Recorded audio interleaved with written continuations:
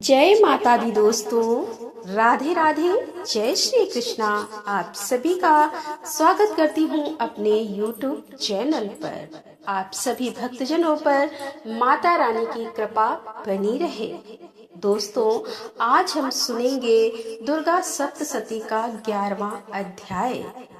देवताओं द्वारा देवी की स्तुति तथा देवी द्वारा देवताओं को वरदान देने का वर्णन किया गया है। महर्षि मेधा कहते हैं, दैत्य के मारे जाने पर इंद्रादि देवता अग्नि को आगे कर के कात्यायनी देवी की स्तुति करने लगे। उस समय अभिष्ट की प्राप्ति के कारण उनके मुख खिले हुए थे। देवताओं ने कहा, हे शरणागतों के दुख दूर करने वाली देवी, तुम प्रसन्न हो। हे संपूर्ण जगत की माता, तुम प्रसन्न हो। विंध्येश्वरी, तुम विश्व की रक्षा करो, क्योंकि तुम इस चर और अचर की ईश्वरी हो। हे देवी, संपूर्ण जगत की आधार रूप हो, क्योंकि तुम पृथ्वी रूप में भी स्थित हो और अत्यंत पराक्रम वाली देवी हो। तुम विष्णु की शक्ति हो और विश्व की बीज परम माया हो, और तुमने ही इस संपूर्ण जगत को मोहित कर रखा है। तुम्हारे प्रसन्न होने पर ही ये पृथ्वी मोक्ष को प्राप्त होती है। हे देवी, संपूर्ण विद्याएं तुम्हारे ही भिन्न भिन्न स्वरूप हैं। इस जगत में जितनी स्त्रियां हैं, वह सब तुम्हारी ही मूर्तियां हैं। एकमात्र तुमने ही इस जगत को व्याप्त कर रखा है। तुम्हारी स्तुति किस प्रकार हो सकती है, क्योंकि तुम परम बुद्धि रूप हो और संपूर्ण प्राणी रूप स्वर्ग और मुक्ति देने वाली हो। अतः इसी रूप में तुम्हारी स्तुति की गई है। तुम्हारी स्तुति के लिए इससे बढ़कर और क्या युक्तियां हो सकती हैं। संपूर्ण जनों के हृदय में बुद्धि रूप होकर निवास करने वाली, स्वर्ग तथा मोक्ष प्रदान करने वाली हे नारायणी देवी, तुमको नमस्कार है। कला काष्ठा आदि रूप से अवस्थाओं को परिवर्तन की ओर ले जाने वाली तथा प्राणियों का अंत करने वाली नारायणी, तुमको नमस्कार है।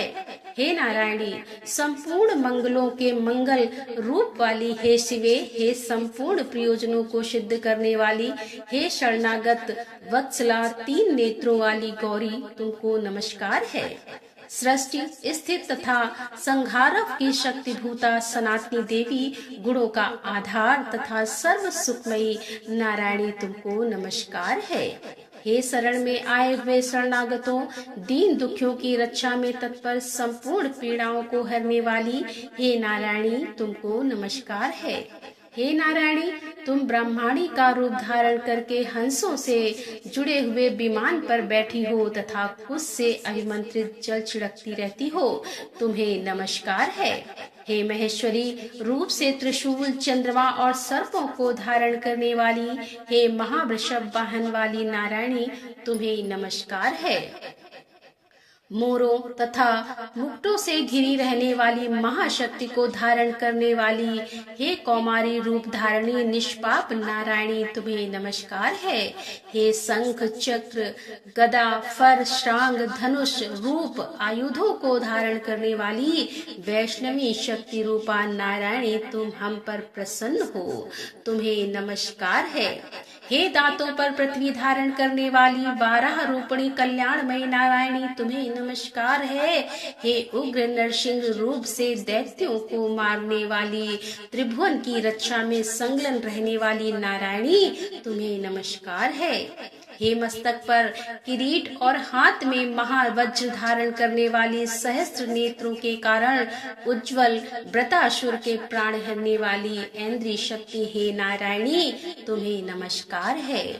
हे शिवदूती, स्वरूप से दैत्यों के महामत को नष्ट करने वाली, हे घोर रूप वाली, हे महाशब्द वाली हे नारायणी, तुम्हें नमस्कार है। दानों के कारण विकराल मुख वाली, मुंडमाला से विभूषित मुंड मर्दनी चामुंडा स्वरूपा नारायणी, तुम्हें नमस्कार है।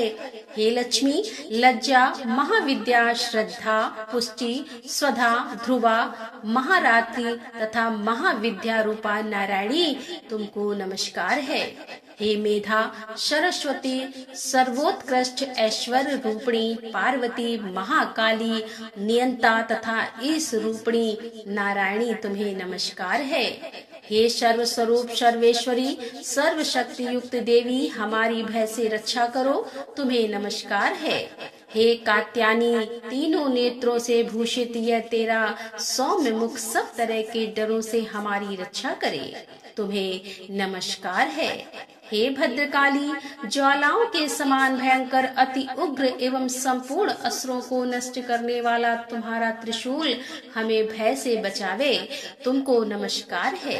हे देवी, जो अपने शब्द से इस जगत को पूरित कर दैत्यों के तेज को नष्ट करता है, वह आपका घंटा इस प्रकार हमारी रक्षा करे, जैसे कि माता अपने पुत्रों की रक्षा करती है। हे चंडिके, असुरों के रक्त और चर्बी से चर्चित जो आपकी तलवार है, वह हमारा मंगल करे, हम तुमको नमस्कार करते हैं। हे देवी, तुम जब प्रसन्न होती हो तो संपूर्ण रोगों को नष्ट कर देती हो, और जब रुष्ट हो जाती हो तो संपूर्ण वांछित कामनाओं को नष्ट कर देती हो, और जो मनुष्य तुम्हारी शरण में जाते हैं उन पर कभी विपत्ति नहीं आती, बल्कि तुम्हारी शरण में गए हुए मनुष्य दूसरों को आश्रय देने योग्य हो जाते हैं। अनेक रूपों से बहुत प्रकार की मूर्तियों को धारण करके इन धर्मद्रोही असुरों का तुमने संहार किया है, वह तुम्हारे सिवा कौन कर सकता था। चतुर्दश विद्याएं, 60 शास्त्र और चारों वेद तुम्हारे ही प्रकाश से प्रकाशित हैं, उनमें तुम्हारा ही वर्णन है, और जहाँ राक्षस, विषैले सर्प, शत्रुगण हैं, वहाँ और समुद्र के बीच में भी तुम साथ रहकर इस विश्व की रक्षा करती हो।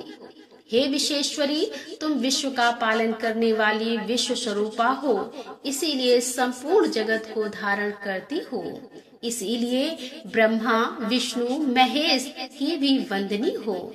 जो भक्ति पूर्वक तुमको नमस्कार करते हैं वह विश्व को आश्रय देने वाले बन जाते हैं।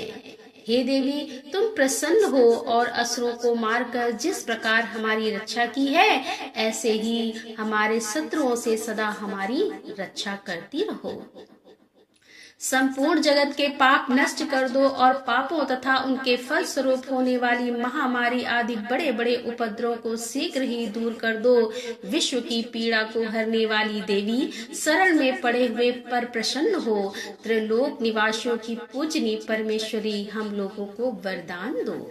देवी ने कहा कि हे देवताओं, मैं तुमको वर देने को तैयार हूँ, आपकी जैसी इच्छा हो वैसा वर मांग लो, मैं तुमको दूंगी। देवताओं ने कहा कि हे सर्वेश्वरी, त्रिलोकी के निवासियों की समस्त पीड़ाओं को तुम इसी प्रकार हरती रहो, और हमारे शत्रुओं को इसी प्रकार नष्ट करती रहो। देवी ने कहा कि वैव स्वतः मनवंतर के 28वें युग में 2 और महा असुर शुंभ और निशुंभ उत्पन्न होंगे।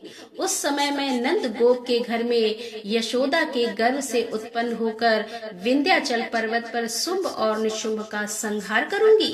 फिर अत्यंत भयंकर रूप से पृथ्वी पर अवतीर्ण होकर मैं वैप्रचित नामक दानों का नाश करूंगी। उन भयंकर महाअसुरों को भक्षण करते समय मेरे दांत अनार पुष्प के समान लाल होंगे। इसके पश्चात स्वर्ग में देवता और पृथ्वी पर मनुष्य मेरी स्तुति करते हुए मुझे रक्त दंतिका कहेंगे। फिर जब 100 वर्षों तक वर्षा न होगी तो मैं ऋषियों की स्तुति करने पर आयोनिज नाम से प्रकट होंगी और अपने 100 नेत्रों से ऋषियों की ओर देखूंगी। अतः मनुष्य शताक्षी नाम से मेरा कीर्तन करेंगे। उसी समय मैं अपने शरीर से उत्पन्न हुए प्राणों की रक्षा करने वाले शाखों द्वारा सब प्राणियों का पालन करूंगी, और तब इस पृथ्वी पर शाकंभरी के नाम से विख्यात होंगी। और इसी अवतार में मैं दुर्ग नामक महाअसुर का वध करूंगी, और इसमें मैं दुर्गा देवी के नाम से प्रसिद्ध होंगी। इसके पश्चात जब मैं भयानक रूप धारण करके हिमालय निवासी ऋषियों महर्षियों की रक्षा करूंगी, तब भीमा देवी के नाम से मेरी ख्याति होगी। और जब फिर अरुण नामक असुर 3 लोगों को पीड़ित करेगा, तब मैं असंख्य भ्रमरों का रूप धारण करके उस महादैत्य का वध करूंगी। तब स्वर्ग में देवता और मृत्यु लोक में मनुष्य मेरी स्तुति करते हुए मुझे भ्रामरी नाम से पुकारेंगे। इस प्रकार जब जब पृथ्वी राक्षसों से पीड़ित होगी तब तक मैं अवतरित होकर शत्रुओं का नाश करूंगी। बोलो माता रानी की जय।